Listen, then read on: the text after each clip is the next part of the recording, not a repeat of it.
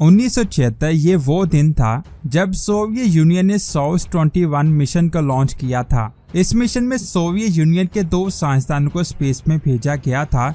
ये mission 66 days का था, लेकिन इसे 49 डेज में ही खत्म कर दिया गया और साइंसदानों को जमीन पर वापस बुला लिया गया।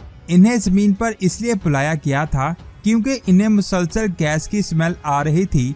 साइंसदानों को शक था कि स्पेसक्राफ्ट में कुछ लीक हो गया होगा जिसमें से ये गैस निकल रही है, लेकिन जब स्पेसक्राफ्ट को अच्छे से चेक किया गया तो साइंसदान को ना तो गैस की लीकेज मिली और ना ही स्मेल।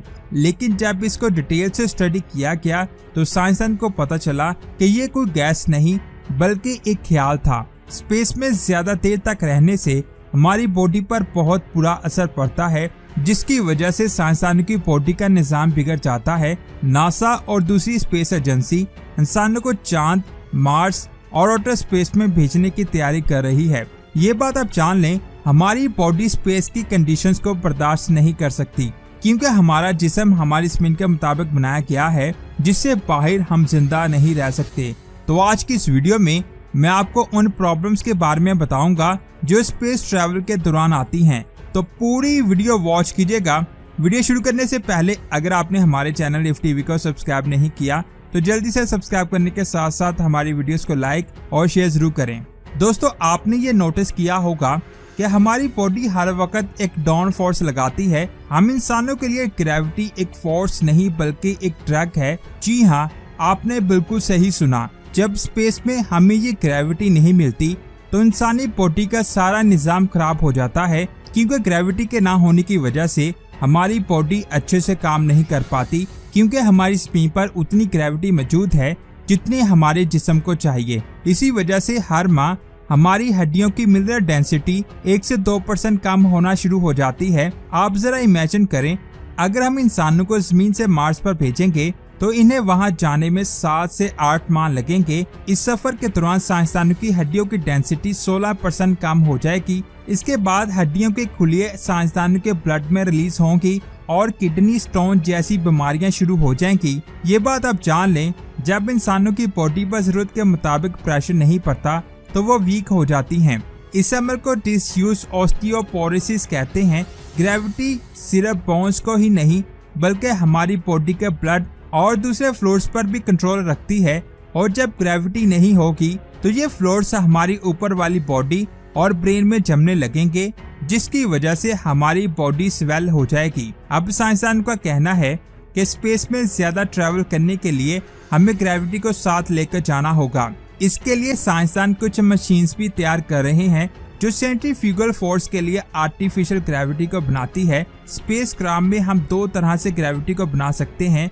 पहला ये कि हम घूमने वाला स्पेसक्राफ्ट बना सकते हैं, लेकिन इसमें बहुत ज्यादा ऐसे रोटेटिंग पार्ट्स होंगे जिन्हें स्टेबल रखना नामुमकिन हो जाएगा, जिसकी वजह से ये लॉन्ग टाइम मिशन के लिए खतरनाक साबित हो सकता है। इसके लिए साइंसदान स्पेसक्राफ्ट के अंदर एक मशीन इंस्टॉल करेंगे जो आर्टिफिशियल ग्रेविटी को क्रिएट करेगी।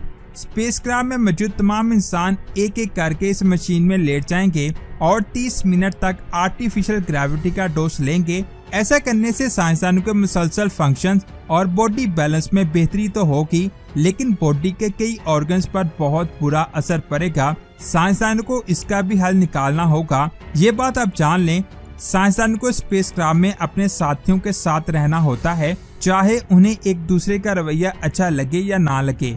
इनके पास कोई भी प्राइवेसी नहीं होती और इनकी ये जॉब बहुत ही प्रेशर वाली होती है, जिसकी वजह से इनकी मेंटल हेल्थ पर बहुत बुरा असर पड़ता है। उन्हें डिप्रेशन और मेंटल डिसऑर्डर का सामना करना पड़ता है। सोयुज़ 21 के क्रू के साथ भी कुछ ऐसा ही मसला हुआ था। साइंसदान स्पेस में ऑरेंज क्लाउड और एलियंस को देखने का दावा करते हैं। इसके पीछे की वजह भी मेंटल हेल्थ का डिस्टर्ब होना है। 1973 में भेजा गया नासा का स्काई लैब मिशन इसकी बहुत अच्छी मिसाल है। इस मिशन के दौरान स्पेसक्राफ्ट में मौजूद साइंसदान और स्पिन पर मौजूद मिशन कंट्रोलर के दरमियान किसी बात पर बहस शुरू हो गई थी, जिसकी वजह से साइंसदानों ने गुस्से में आकर कम्युनिकेशन पैनल ही बंद कर दिया और उन्होंने एक दिन मिशन कंट्रोलर से बात नहीं की। साइंसदानों के इस बिहेव को स्पिन पर मौजूद साइंसदानों ने कई सालों तक स्टडी किया ताकि उन्हें पता चल सके कि इंसान स्पेस में जाकर कैसा बिहेव करता है। फ्यूचर स्पेस मिशन में AI के जरिए एक ऐसा क्रू सिलेक्ट किया जाएगा जिनकी आपस में बहुत ही अच्छी बॉन्डिंग होगी। इसके अलावा स्पेस में एक ऐसी चीज भी होती है जो ना हमें दिखाई देती है और ना हम उसे फील कर पाते हैं, लेकिन ये साइंसदानों की जान ले सकती है। जी हाँ, आपने बिल्कुल सही सुना, मैं बात कर रहा हूँ रेडिएशंस की। रेडिएशन दो तरह की होती हैं, नॉन आयोनाइजिंग रेडिएशंस और आयोनाइजिंग रेडिएशंस। हम अपनी डेली लाइफ में नॉन आयोनाइज्ड रेडिएशंस का सामना करते हैं। हमारा सूरज भी नॉन आयोनाइजिंग रेडिएशंस को एमिट करता है, लेकिन जब सूरज की रेडिएशंस या फिर सोलर फ्लेयर्स के दौरान रिलीज होने वाला सोलर मटेरियल हमारी जमीन की मैग्नेटिक फील्ड में फंसता है, तो फिर ये आयोनाइजिंग रेडिएशंस के फॉर्म में बदल जाता है, जो बहुत ही खतरनाक होती है। इसके अलावा स्पेस से आने वाली कॉस्मिक रेज भी आयोनाइजिंग रेडिएशंस का मेन सोर्स होती है। जब साइंसदान इस आयोनाइजिंग रेडिएशन से एक्सपोज होते हैं तो उनकी बॉडी पर बहुत ही गहरा असर पड़ता है, जिसकी वजह से उन्हें कैंसर होने के चांसेस बहुत ज्यादा बढ़ जाते हैं और इनका नर्वस सिस्टम कमजोर हो जाता है। DNA के मॉलिक्यूल्स ब्रेक होने लगते हैं और उनकी प्रोडक्टिव एबिलिटीज पर भी असर पड़ता है। ये बात आप जान लें। रेडिएशंस की मकदार को मिलीसीवर्ट में मेजर किया जाता है। जमीन पर रहने वाला हर इंसान एक साल में 6.2 मिलीसीवर्ट्स रेडिएशंस को एक्सपीरियंस करता है और स्पेस में ये नंबर 4200 मिलीसीवर्ट तक पहुंच जाता है। दुनिया के तमाम स्पेस एजेंसीज ने साइंसदानों को रेडिएशन से बचने के लिए बहुत ज्यादा तरीके यूज किए हैं, लेकिन इसके बावजूद इंटरनेशनल स्पेस स्टेशन में रहने वाले साइंसदानों को 240 मिलीसीवर्ट्स रेडिएशंस का सामना करना पड़ता है। जब हम डीप स्पेस ट्रैवल मिशन के लिए रेडी हो रहे होंगे तो हम जमीन और सूरज की मैग्नेटिक फील्ड से क्रिएट होने वाली आयोनाइजिंग रेडिएशन से बच जाएंगे, लेकिन कॉस्मिक रेज हमारा पीछा नहीं छोड़ेंगी। ये सबसे ज्यादा एनर्जेटिक रेज होती हैं जो इंसानी बॉडी तो क्या, मेटल से बने हुए स्पेसक्राफ्ट को भी डैमेज कर सकती हैं। साइंटिफिक स्टडी में ये बात सामने आई है कि अगर हमें साइंसदानों को इस कॉस्मिक रेडिएशन से बचाना है तो हमारे पास दो तरीके हैं। पहला ये कि या तो हम स्पेसक्राफ्ट को इतना ज्यादा थिक बना दें कि रेडिएशंस के पार्टिकल्स इसके वॉल के अंदर ही ना आ पाएं।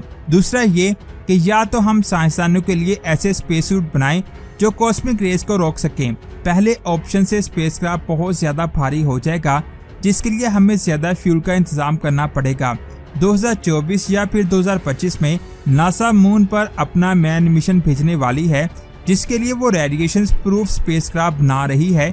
ये बात आप जान लें, ये सूट सिर्फ सूरज से आने वाली आयोनाइज्ड रेडिएशन से बचा सकेगा, लेकिन कॉस्मिक रेस की कोई भी गारंटी नहीं है। वीडियो अच्छी लगी तो लाइक करने के साथ साथ इसे आगे भी शेयर करें। मिलते हैं एक और अमेजिंग वीडियो में। अपना बहुत सारा ख्याल रखें। अल्लाह हाफिज।